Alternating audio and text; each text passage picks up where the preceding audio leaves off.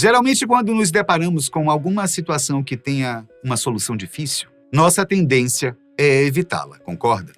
Entramos em ciclos de procrastinação ou até fingimos que o problema não existe, o que claramente não vai fazer com que ele desapareça de fato.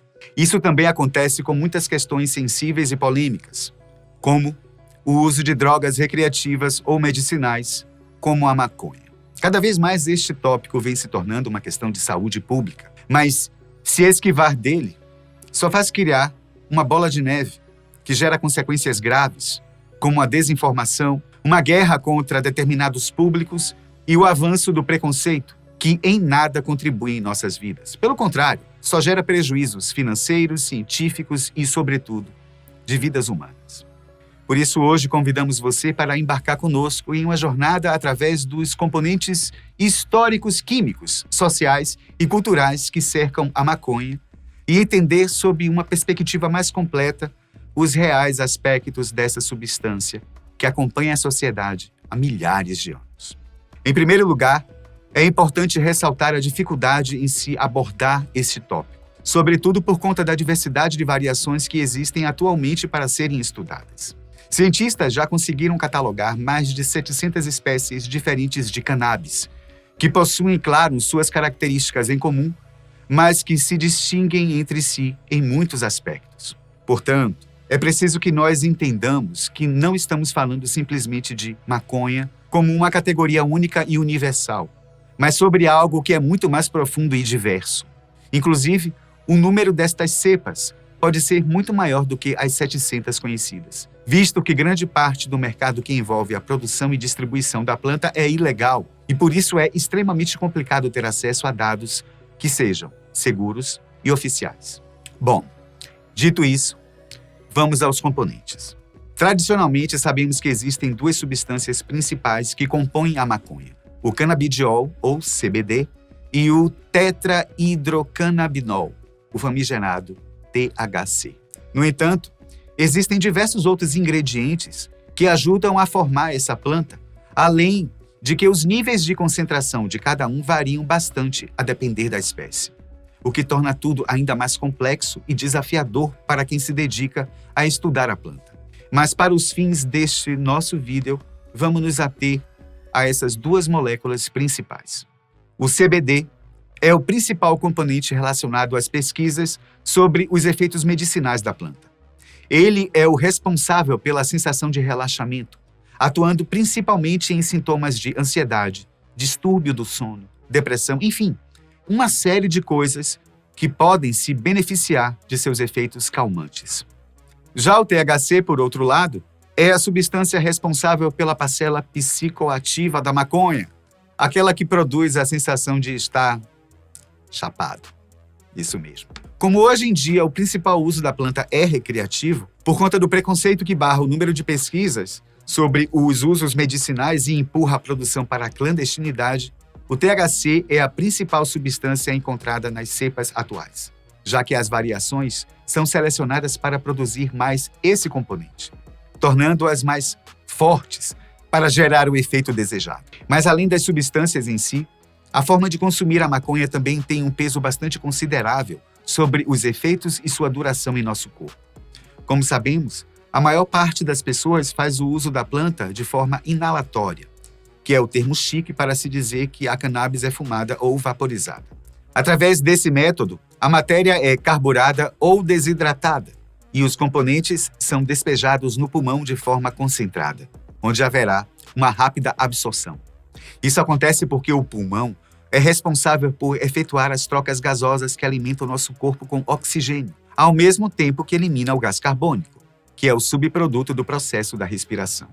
Dessa forma, o órgão é repleto de microestruturas, os alvéolos, que são pequenas bolsas cheias de vasos capilares minúsculos, os quais são incumbidos de facilitar essas trocas.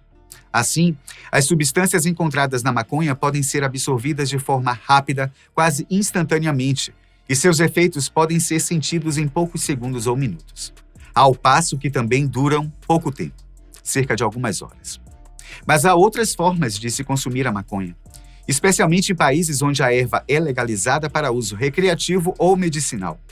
As principais formas alternativas à inalação incluem o óleo ou a ingestão de alimentos ou bebidas que possuem as substâncias da cannabis anexadas às suas fórmulas, como bolos e chocolates.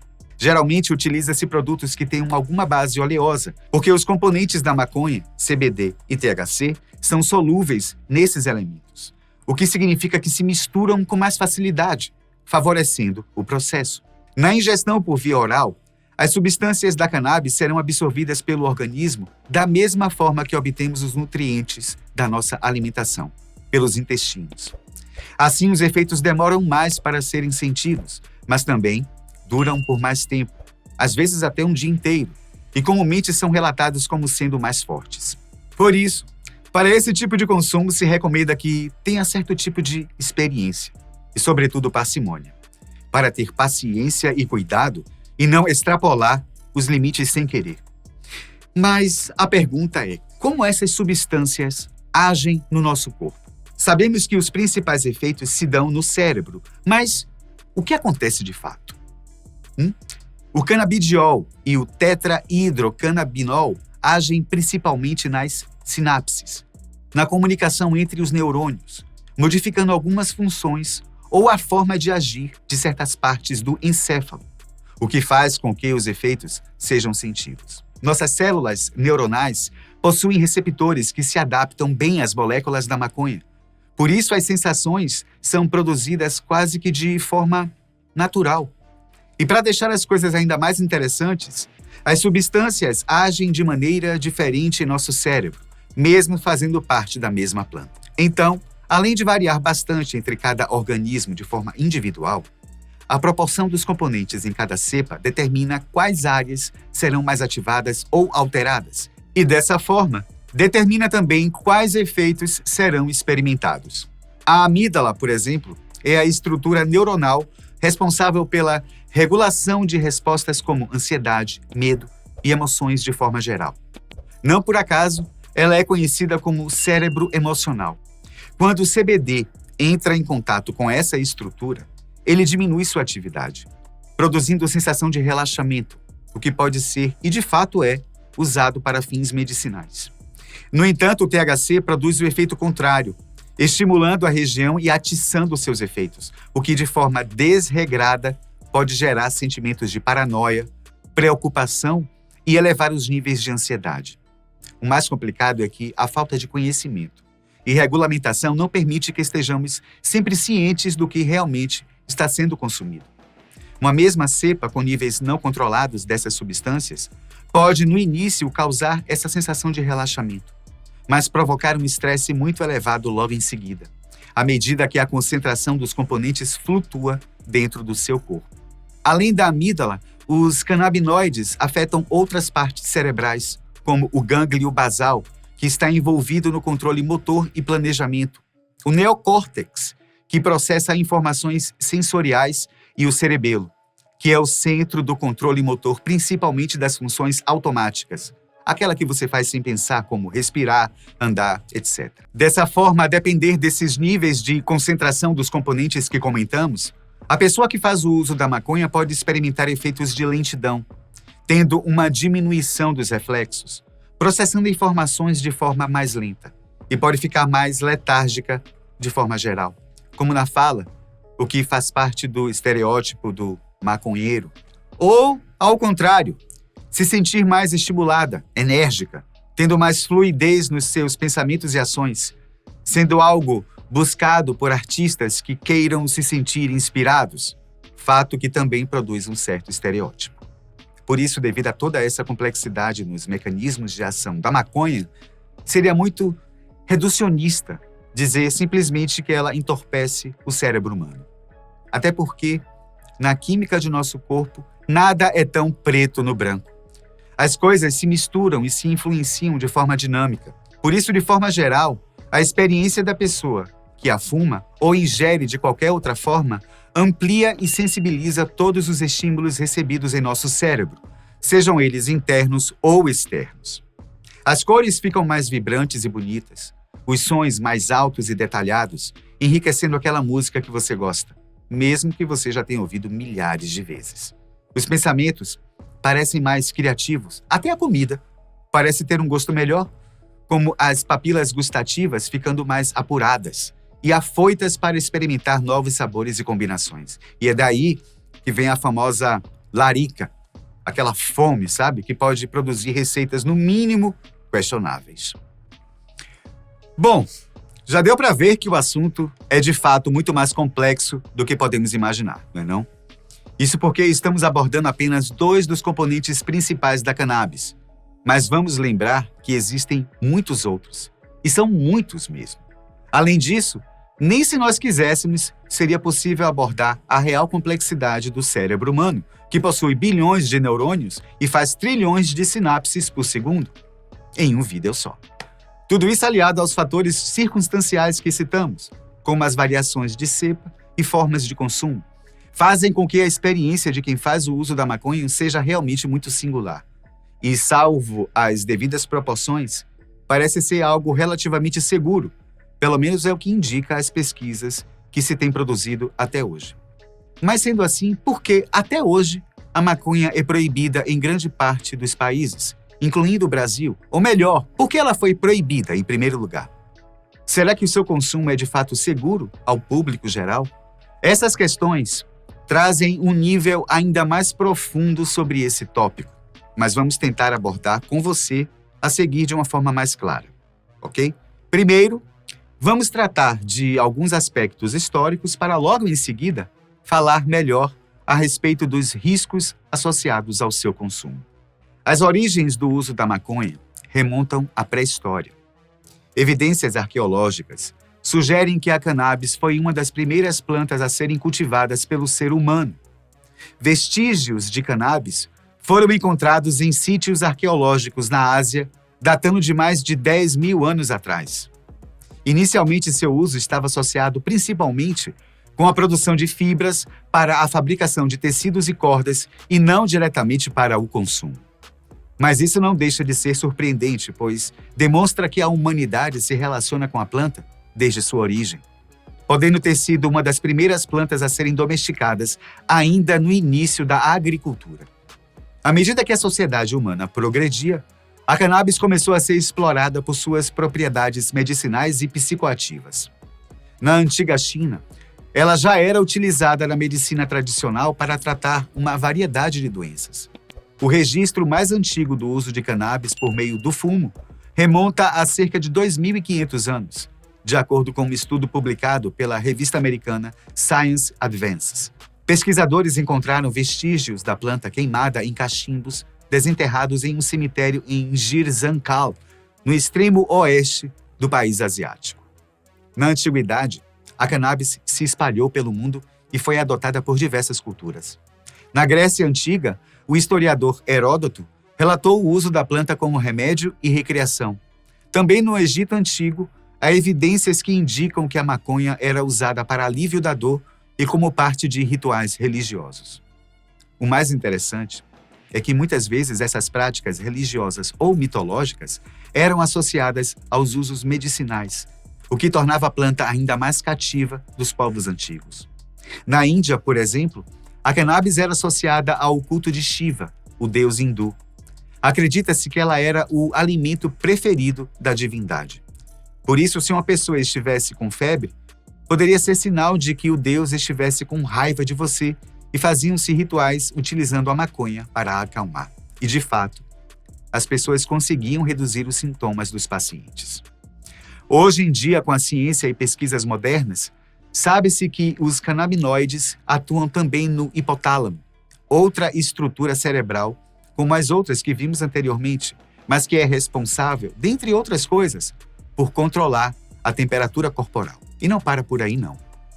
Durante a Idade Média e a Idade Moderna, a maconha continuou a ser usada em várias partes do mundo. Na Europa, a planta era cultivada para a produção de fibras e sementes, mas seu uso medicinal e recreativo diminuiu. No entanto, a maconha foi reintroduzida na medicina ocidental no século XIX, com médicos prescrevendo-a para tratar diversas condições. Mas com todo esse histórico, por que a cannabis passou a ser proibida em tantos países? Porque muitas vezes ela é vista e comparada com outras substâncias nocivas como crack, heroína e não como uma penicilina ou qualquer outra droga medicamentosa, já que, ao longo dos séculos e milênios, seu uso medicinal foi tão explorado. Existem muitos fatores associados à proibição e à conotação negativa que é atribuída à maconha recentemente. Vamos citar os principais para você, ok? Nos Estados Unidos, a proibição da maconha foi fortemente influenciada por preconceitos raciais e culturais no início do século XX. A planta era associada a imigrantes mexicanos e afro-americanos, e sua proibição era vista como uma forma de controlar e marginalizar esses grupos étnicos. Aliado a isso, houve campanhas de desinformação que retratavam a cannabis como uma substância perigosa, que levava à violência e à insanidade, relacionando os supostos efeitos negativos da maconha às populações que costumavam consumi-la. Interesses políticos e econômicos, claro, também desempenharam um papel na proibição da maconha. Um exemplo que podemos citar diz respeito à indústria de papel que estava preocupada com a concorrência das fibras de cânhamo, que também poderiam ser usadas para a produção do seu produto-chave. A indústria farmacêutica também tinha interesses em promover medicamentos patenteados em detrimento de remédios naturais baseados na maconha. Por isso também contribuiu para desvincular a imagem medicinal da planta. Além disso, o uso recreativo da maconha foi frequentemente associado a comportamentos considerados antissociais, especialmente durante a época da contracultura, na década de 1960. Isso também contribuiu para a percepção negativa da maconha e sua consequente proibição. Mas, será que de fato ela é tudo isso mesmo? Em geral, podemos dizer que não. Que estaríamos sendo negligentes se disséssemos que tudo são flores. A maconha tem sim um estigma histórico associado ao seu uso, porém, como qualquer outra substância, principalmente por suas atribuições psicoativas, tem os riscos associados ao seu consumo. Geralmente, algo que se levanta nesses debates diz respeito ao perigo de provocar doenças mentais graves, como a psicose. Como se a pessoa que fizesse o uso da maconha tivesse uma experiência lisérgica, transcendental e nunca mais voltasse da onda. E não é bem assim. A síndrome que conhecemos por psicose engloba um conjunto de sintomas que estão associados a doenças mentais, que fazem com que as pessoas tenham uma cisão com a realidade. O exemplo mais claro é a esquizofrenia, que nos termos mais modernos engloba também outros transtornos que antigamente eram vistos como algo separado, mas que foram anexados ao mesmo escopo, como a paranoia. De forma geral, a pessoa que é acometida por alguma doença desse espectro tem dificuldades em separar o que é real, algo palpável que está acontecendo no mundo exterior e pode ser compartilhado com outras pessoas, daquilo que está experienciando exclusivamente na sua imaginação. Vale ressaltar que estamos falando aqui de forma simples e que este, por si só, já seria um assunto bastante complexo para abordarmos por aqui.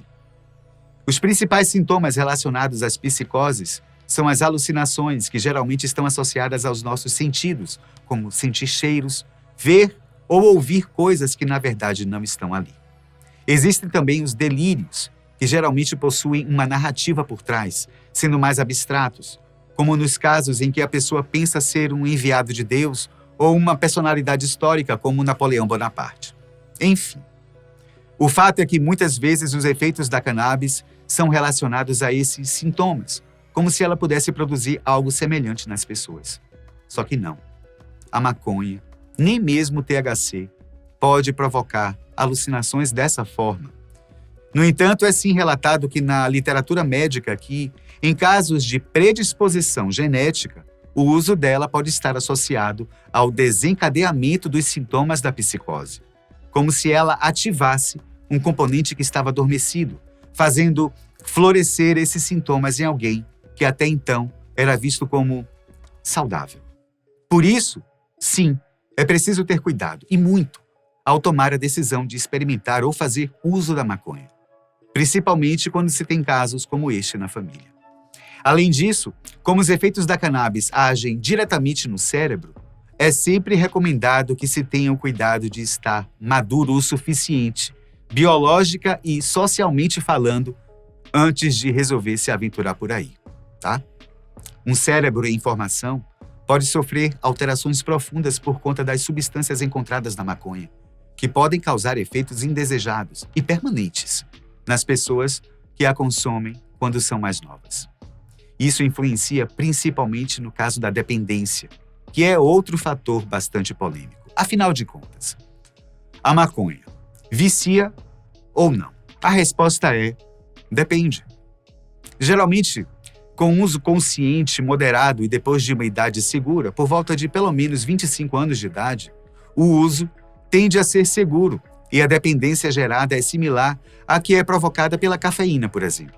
Se você ficar sem, irá se frustrar, sentir desejo e provavelmente ficar de mau humor. Mas os sintomas tendem a passar em poucos dias ou semanas. Por outro lado, se o consumo for exacerbado, se for feito por pessoas muito jovens com o cérebro em formação ou vinculado a algum fator emocional mais específico, é possível que sim, que seu uso gere uma dependência mais severa, da mesma forma que pode acontecer com outras tantas substâncias, como o álcool ou o tabaco, por exemplo. Com tudo isso, é importante que uma coisa fique bem clara. Não queremos de forma alguma incentivar o uso da maconha ou fazer apologia às drogas. Na verdade, consideramos importante levantar o debate para que um assunto tão complexo, como podemos ver, seja tratado com a devida relevância. Assim, esperamos que, clarificando os aspectos históricos e deixando de lado os preconceitos e abordando o tema de forma madura e consciente, seja possível extrair todos os benefícios possíveis e evitar as guerras que são travadas diariamente e que cada dia mais esvaziam os cofres públicos e as famílias que perdem os seus entes queridos. Até a próxima.